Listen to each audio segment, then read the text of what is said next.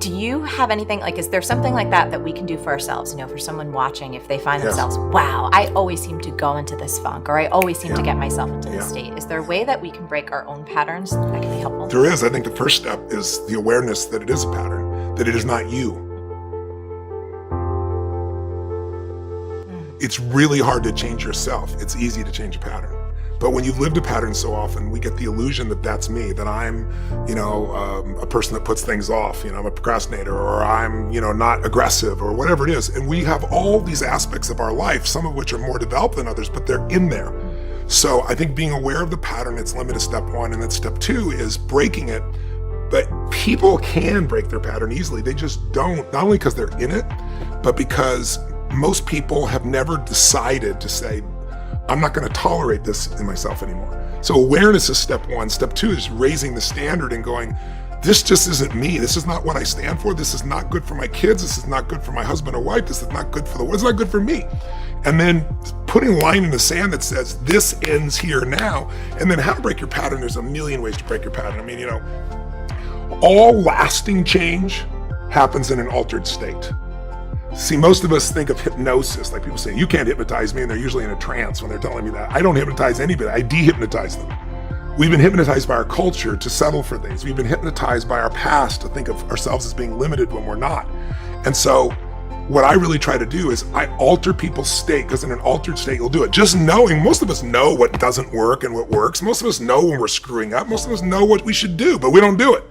And the reason is because in that state of mind, you're not going to. If you want, I can go on a rant on what is my highest level mission right now. Yes, please. Okay. So for decades, my obsession has been, what makes the difference in people, right? Why do some people, you give them everything, love, joy, tremendous education, economic well-being, and they end up going in and out of rehab all day long? How many actors, actresses, wealthy people have you seen do this? It's sad. And then there are people that life has just beat the hell out of, right? People have gone through physical abuse, sexual abuse, emotional, spiritual abuse. And many of those people, rather than being broken, become so hungry, so driven, because they don't want anybody else to experience that. I'm an example of that they become masterful in things, right? But along the way, I was like, okay, so what am I really about? I said, my real mission is to help people get what they really want.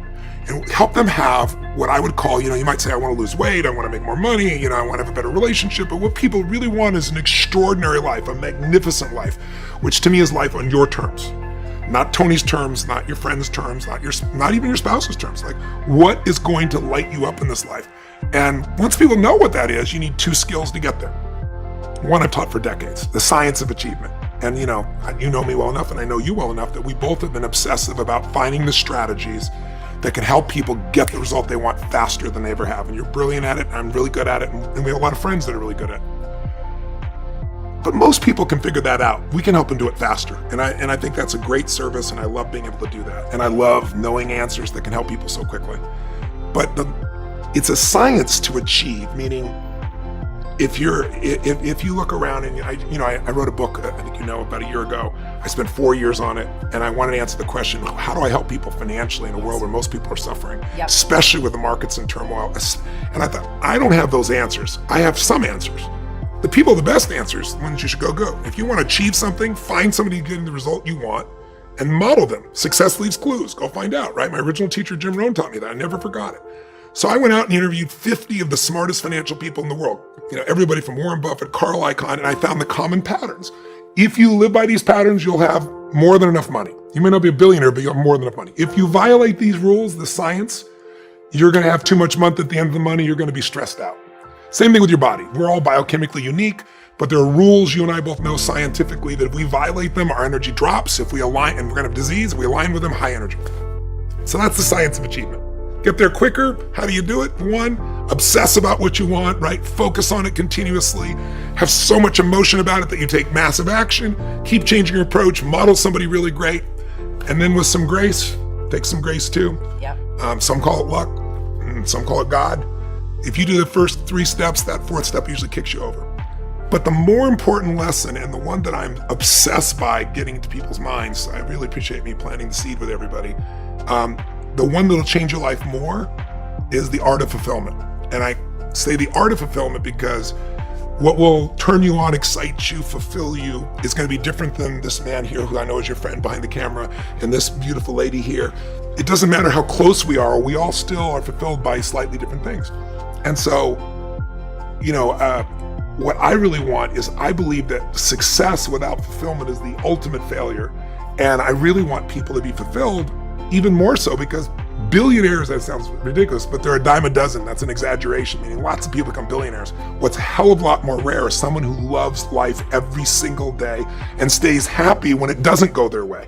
There's nothing worse than an angry rich man, an angry rich woman. You want to slap them. It's like they have every benefit in life, but that's what the human mind does. The human brain is 2 million years old, and this is not designed to make you happy. It's designed to make you survive.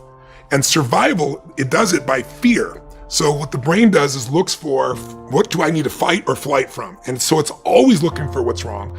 And our minds can take us over unless your heart is what's running you. So what I try to do is show people how to shift that. Achievers don't think they have fear. Yeah. I've shared with you before, like, stress is the achiever word for fear. I'm never fearful, I'm just stressed. Well, if I follow your stress, it'll take me to your fear. So what I found is, I suffered because suffering, there's only 2 states you can live in, 2 types. Beautiful states of being. Happiness would be one. But if you just try to be happy all the time, it's not real. Right? If some people smile so much their face hurts. It's a beautiful thing, but our nervous system needs variety in our nervous system. So think of it this way. Beautiful states could be awe. It could be love. It could be passion. It could be a courageous moment. It could be being driven. It could be happy. But in those states, no one has to tell you what to do, and you always treat yourself and others in the right way, and no one has to tell you to, because in that state, you just do the right thing, in those states. The other states we can live in are suffering states.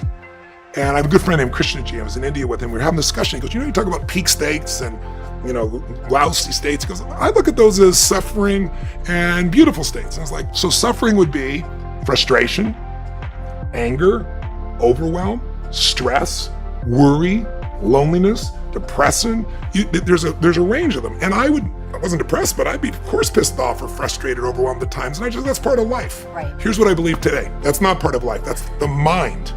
That if you don't manage it, you can have everyone loving you. You can have those beautiful family. You can have 20 Academy Awards. You can have all the money you could spend, and you're still going to be in pain.